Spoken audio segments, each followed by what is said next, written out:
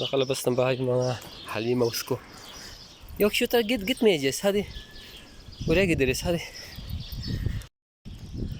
Maganda yung klima today guys, medyo malamig siya. Tapos medyo maaraw, mahangin.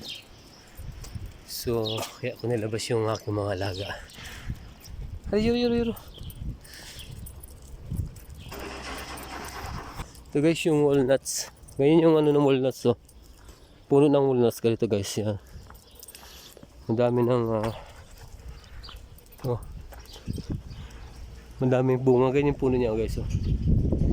Yan ganyan yan. Ito po yung walnuts. Kahit saan dito yan ito. Kita natin yung ano. Ito yung walnuts guys oh yan. Hindi pa sila walnuts. Fig pala to. Ito yung variety ng fig ng Turkey ito guys oh. Yan ganyan. Walnuts pala yung sa kabila. Tingnan natin kung ano. Walnuts. Ganito pala yung walnuts nyo. Yung ganito. Bekle. Guys, ganyan yung walnuts. So yan. Kita nyo yun guys. Ito naman yung ubas. Ito yung ubas nila. Ito yung ubas na ito kulay green. Pag nahinog siya ganyan sa'yo. Gano'n. Maliliit lang. Yuro.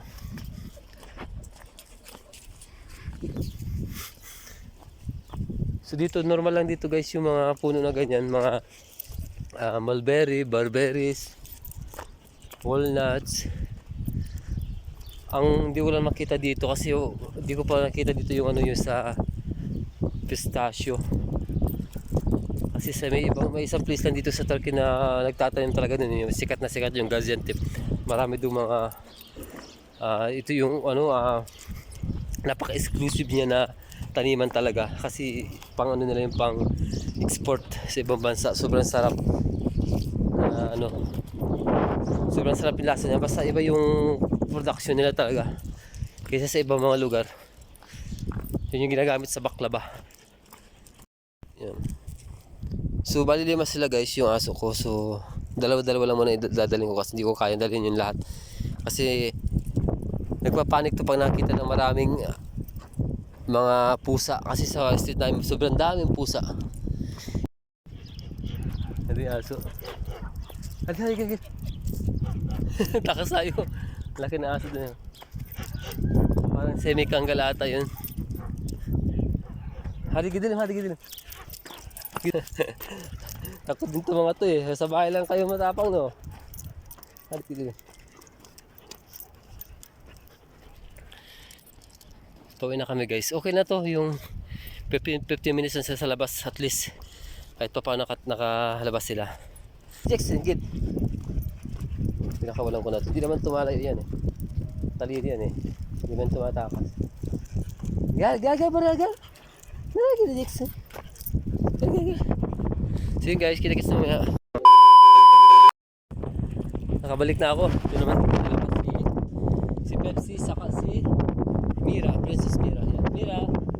Ito yung napaka-spoiled naming princess. Yan. Lahat ng mga pusa inahabol.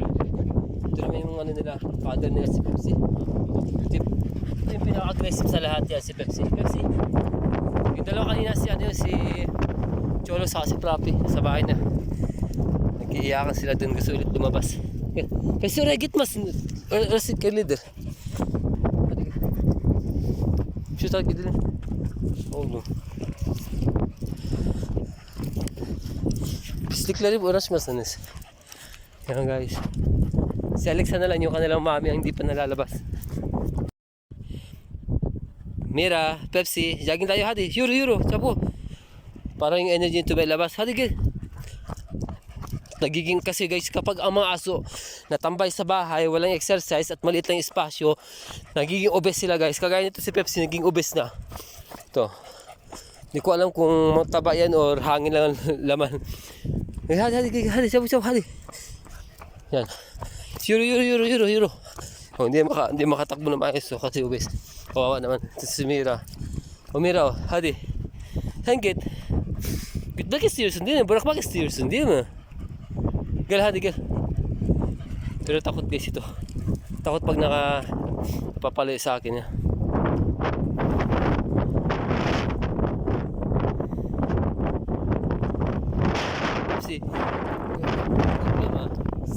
ng ayupter. Sarap ng ano. Sarap ng simoy ng hangin. Malinamnam. Yan. Hadi.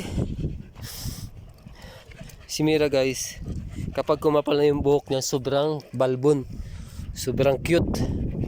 Ako lang ako lang nagtawag doon, gumupit niya guys, mano-mano lang. Hadi.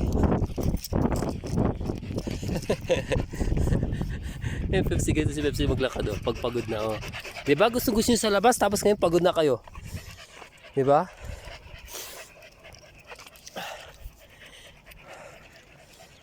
Makit kasi ito si Pepsi pag naglalakad kumikinding-kinding siya. Aray. Mahula naman yung asong malalaki doon. Takot si Pepsi. Takot siya. Takot kayo na Malaki kasi guys yung Kangal Turkish dog. Sobrang lalaki niya guys. Maabot siya minsan sa hanggang leeg ng tao. Minsan hanggang dip-dip pag tumayo mas mataas pa sa tao. Sobrang lalaking aso. Matawag doon Kangal, Chivas Kangal. Isa sa mga pinakamalaking Turkish dog dito sa Turkiya. Nanlalapa siya guys ng mga estudyante, yung mga mapasok na mga magiging problema natin guys sa mga aso. Yung pera nila na kasi i-session ko sila sa Pilipinas guys siguro mga after 2 years kasi sobrang laking pera at ang magagastos baka abutin ng mga siguro abutin siya ng mga kaso pag pinagsabay ko to abutin to ng mga 300,000 pesos sa Philippine money or baka more than pa. Pero ang bala ko sana guys tumagal pa dito sa bansang ito, then yearly ko sila i-session sa isang taon, 2 aso i-session ko so para hindi man biglaan yung pera na kasi hindi ko rin sure dito guys kung dito ako titira kasi ang bala ko kasi mag-business sa Pilipinas grabe. Mas mga talaga pag sa Pilipinas mag-business kasi dito mahirap mag-business, maraming maraming hadlang sa medyo delikado siya sa mga tao dito guys kapag ibang lahi ka mapapag-initan ka kapag kumikita yung business mo. So puso dito kasi guys yung mga grupo-grupo na kapag dito di ko lang sa ibang mga city kaso narinig ko para sa ibang city ganoon din. Kapag kumikita yung shop mo, pupunta ka ng isang grupo, may parang sila parang tawag na mafia din. Ang tawag nila mafia. Pero hindi naman mafia siya. Malaking grupo lang. Kikikilan. Kikikilan. Kailangan magbigay sa kanila ng pera. And minsan, sila yung sa yung magiging guard sa labas. Pwede mo silang gamitin. Kaso nga lang, parang hawak ka nila sa leg. May mga ganun pala dito sa Turkey na kapag kumikita ka na malaki, pupunta yung grupo na yon, yung leader nila, kakusapin ka. Kapag hindi ka nagbigay, pwede ka nilang patayin or gawin na masama or yung business mo, sirain. So ang ginagawa ng iba dito guys, ginagawa nila ng tao yung mga ganun, mga grupo na yun. Sila yung taga-matsyag sa labas. Parang hindi sila guard. Para mga sila, para mga goons ang tawag. Parang mga ganun. So sana bawi ko itong mga to kasi hindi ko pwedeng iwan to guys dito. Itong mga to sana sila nakasama ko kaya iwan dito mga to kahit magkagastos ko ng pera. Basta malaga makaipon muna ako guys kasi uwi ko tinilas ko na nilabas si Alexa. Yan, bakit sa hangin guys, may sayat ito. Okay. Mag-isa ko lang siya nilabas kasi yung isa masyadong aggressive.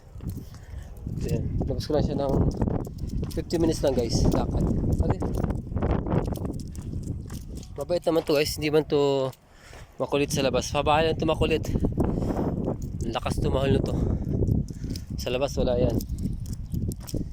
Behave yan sa labas, behave. Hey. Gaga Alex, gaga. Gaga Alex, gaga. Gaga. Mabait to guys eh, kaso nga lang napaka ano nga. Matakot din guys ito sa mga tunog.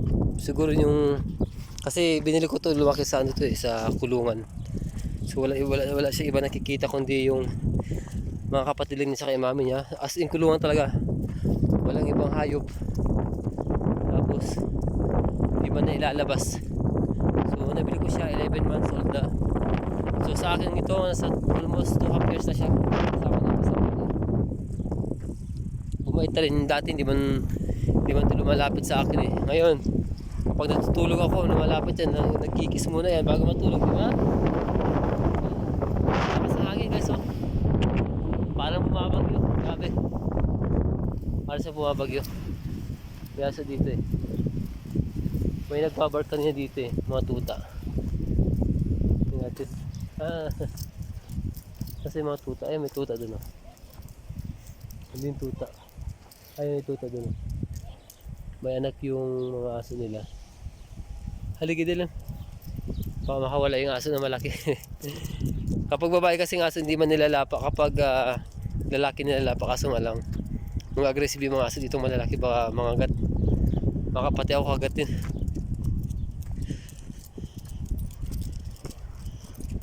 Yun guys.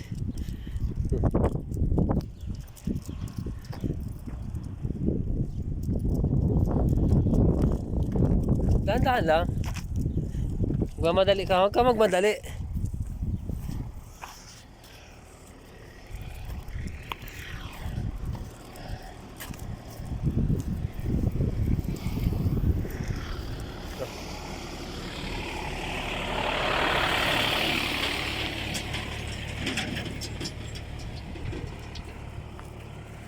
Alexa. Hadi, takbo. Bala kasi tumakbo guys. Oh. Ito ganitong breed kasi guys. Originally from Scotland. So meron na din nagbi-breed sa Amerika. Ito mga breed na ganito is ano ito yung sa mga tupa. Sila yung mga sa kasama ng mga nagpapastol. Sila yung nagiging guard ng mga tupa. Mga farms, kambing, baka, yan. Sila yung nag-guard. Kaya itong mga malakas tumakbo, mga malalakas talaga yung pangangatawan. Ito yung tambahin namin talaga pag tumatakbo kami. Wait Alex cute naman guys yun.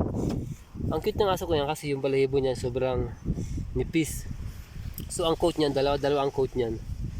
May taglagas din sa kanya nag-shred, may taglagas. Yung bibig niya napakahaba guys. Yung paa niya manipis lang. Yung buntot niya napakabalahibo yan. Medyo pandak lang siya, medium size lang siya guys. Hindi siya malaki, hindi siya maliit. Cute siya guys, malambing. Okay na? Okay na baby. I-roll dun mo. Okay na. Okay na, bye bye na. Sana bye bye. Bye bye na, bye bye. Bye bye. Bye bye.